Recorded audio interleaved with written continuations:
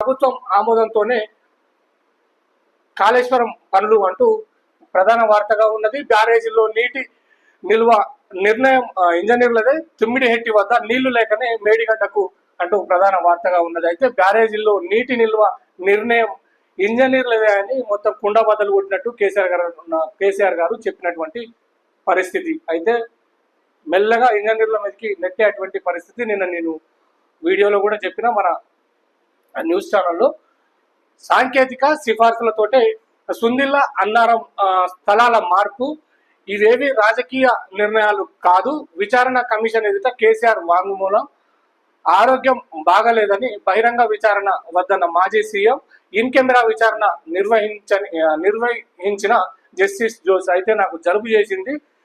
అంతకుముందు విలేకరులను కొంతమంది అక్కడ అది దానికి సంబంధించినటువంటి ఈ కాళేశ్వరం కమిషన్ కు సంబంధించినటువంటి కొంతమంది ఇంజనీర్లను అనుమతించినటువంటి పరిస్థితి ఉంది. తర్వాత విలేకరులను ఇంజనీర్లను కేసీఆర్ గారు నాకు ఆరోగ్యం బాగలేదు, నేను ఇన్ కెమెరాకు ఈ నా యొక్క వాంగ్మూలము ఇచ్చే పరిస్థితి ఉంటుంది అని